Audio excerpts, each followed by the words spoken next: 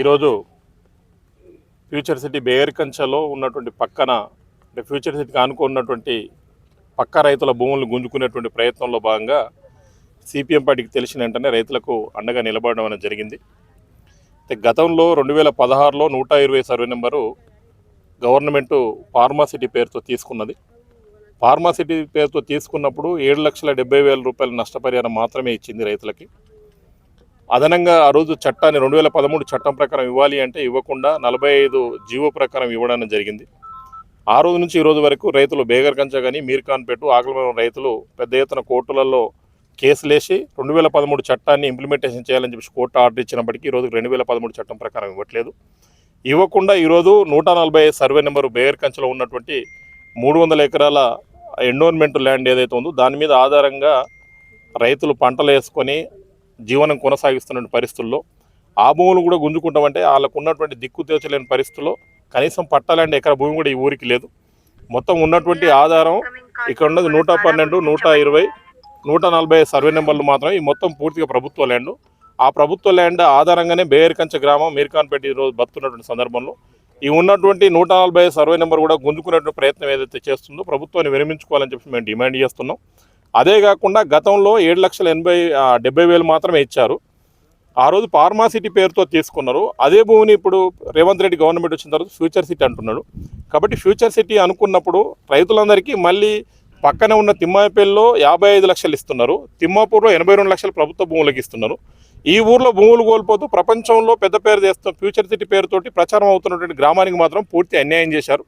కాబట్టి మేము ప్రభుత్వాన్ని ఒకటే డిమాండ్ చేస్తున్నాం, ఇక్కడ ఆ గ్రామాలు ఏదైతే జరుగుతుందో ఆ గ్రామాల నష్టపరిహారం ఈ ప్రాంతంలో ఇవ్వాలని చెప్పి చెప్తున్నాం. అట్లాగే 140 సర్వే నెంబర్ 300 ఎకరాలు ఏవైతే ఉందో అది ప్రభుత్వం ఎక్కడ కూడా సేకరించడానికి ప్రయత్నం చేయొద్దు, రైతులకు అండగా నిలబడాలి.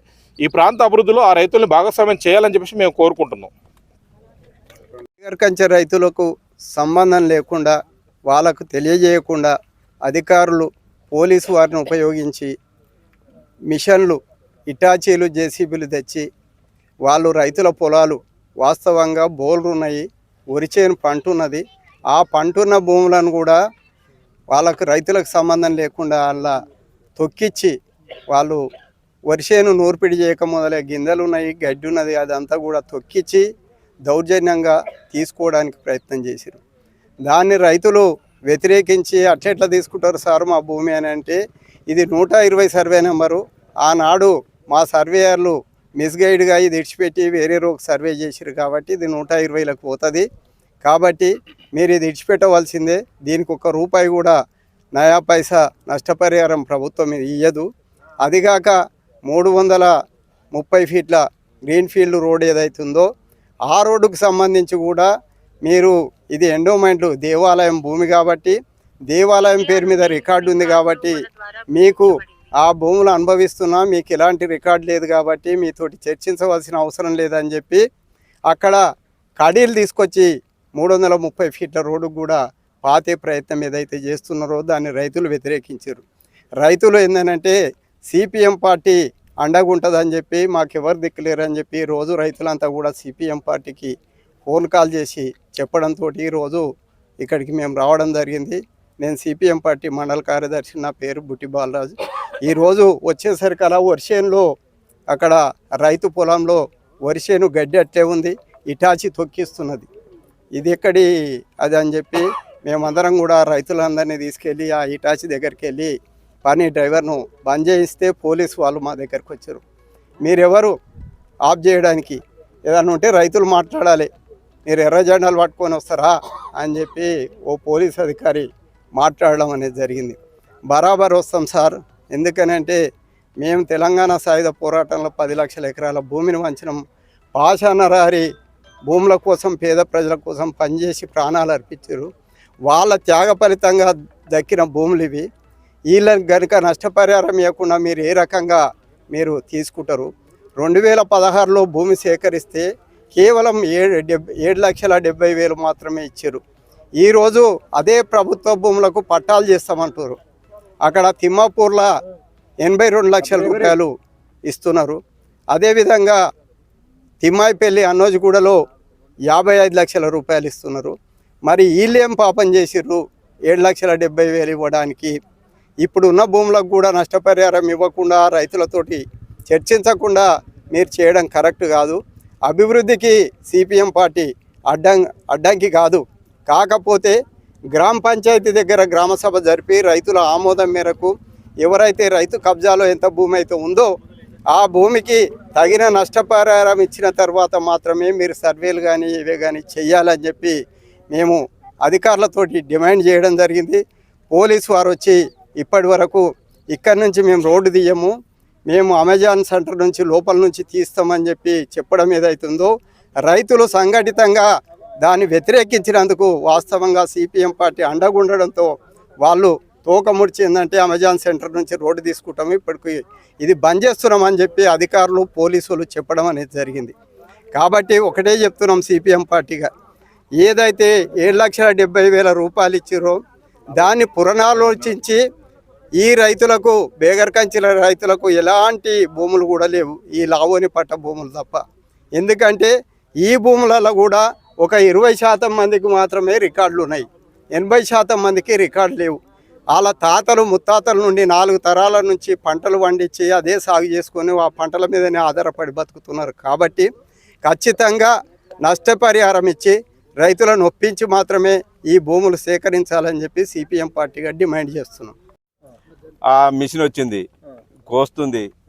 ఇక టాటాల ఒడ్లు వస్తున్నాం, కొన్ని ఒలికినాయి, అది చేస్తుంటేనే ఇటాచీలు వస్తూనే ఉన్నాయి. ఇక అరే గడ్డి అది సార్ అది అన్నగాని ఇంటలేరు.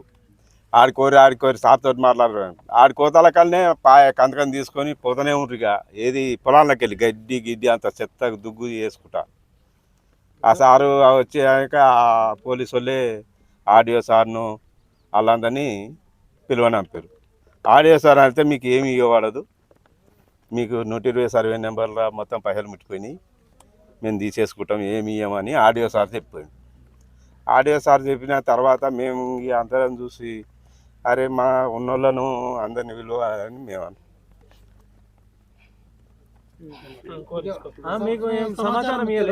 ఏమీలే. ఒకనాడు పోలీస్ ఆయన్ని అడిగిండు, మీ డిమాండ్ ఏందో ఆడియో సార్ అంటే 1,00,000 పోతుంది, మా 1,00,00,000 పోతుంది అని మేము చెప్పాం. ఇక ఆయన ఆడియోకి ఏం చేసిండో ఏం తెలియదు. భూమి పోయింది, పోయిన కాడ నుంచి వాళ్ళు సర్వేలు వచ్చిర్రు, వాళ్ళు గెట్లు వేసుకుర్రు, ఫెన్సింగ్ వేసుకుర్రు, వెళ్ళిపోయారు. మాకు ఫెన్సింగ్ వేసి మా ఇచ్చేంత వరకు మా డబ్బులు మాకు ఇచ్చేటప్పుడు 10 సంవత్సరాల తర్వాత మళ్ళీ వచ్చి ఆ ఫెన్సింగ్ను తొలగించి ఇట్టకెళ్ళుంది మీ భూమి ఇక్కడి నుంచి కాదు ఇక్కడి నుంచి పోయింది అని ఆర్డీఓ గారు చెప్తారు. మేము ఆర్డీఓ గారితో అడిగినాం, సార్ మాకు న్యాయం చేయర్రి అంటే మీకు ఏమి ఇవ్వబడదు సార్, మాకు గొడవలే కదా సార్, మీ బౌండరీ వేసుకుర్రు, మీ బౌండరీ వేసుకున్న తర్వాత మీ బౌండరీ లోపలికి మేము వచ్చినామా, మీ బౌండరీ లోపలికి మేము రాలే కదా, మేము ఫెన్సింగ్ తీసినామా, అదంతా ఏం లేదు, మీకు లేదు భూమి లేదు, అది టీజీఐసీ వాళ్ళు తీసుకుర్రు అయిపోయింది, మీకు ఏమి ఇవ్వబడదు అన్నాడు. మా డిమాండ్ ఏంటంటే తీసుకొని మాకు నష్టపరిహారం ఇవ్వండి. 120 సర్వే నెంబర్ అంటారు కాబట్టి మాకు సర్వే నెంబర్ అక్కడి వరకు అని కూడా మాకు తెలియదు. మేము 145 సర్వే నెంబర్ అనుకునే మా పొలాన్ని మేము సాగు చేసుకుంటాం. ఇప్పుడు వచ్చి మాకు అక్కడికి వెళ్ళి కాదు ఇక్కడికి వెళ్ళి మీ 120 సర్వే మేము ఆల్రెడీ ఎప్పుడో తీసేసుకున్నామంటే మీరు ఏమాత్రం మీరు సర్వే చేయండి ఏది చేయండి, సర్వే చేసినకెళ్ళి మీరు మొత్తం మీరు బౌండరీ వేసుకున్న తర్వాత మళ్ళీ దాన్ని తొలగించి మా పొలాలకు అక్రమంగా మొత్తము ఆ ఇటాచీలు తీసుకొచ్చి మళ్ళీ నష్టం చేస్తారు. కాబట్టి మీరు తీసుకోవాలనుకుంటే మాకు నష్టపరిహారం కరెక్ట్గా చెల్లించి మా భూములకు మాకు చెల్లించిన తర్వాత మా భూములకు రావాలి, లేకపోతే మా ల్యాండ్ వరకు రావద్దు, మళ్ళీ భూమి అని అడగొద్దు. అదే మా పద్ధతి.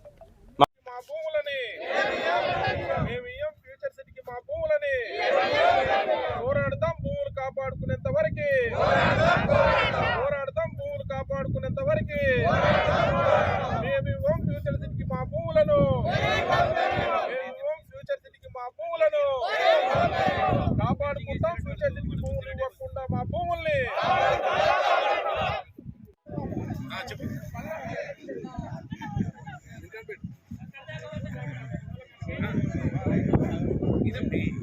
ఏ నెంబర్ ఎవరిది తెలుసు, ఏ నెంబర్ సరే జర ఫోటో తీస్తారు.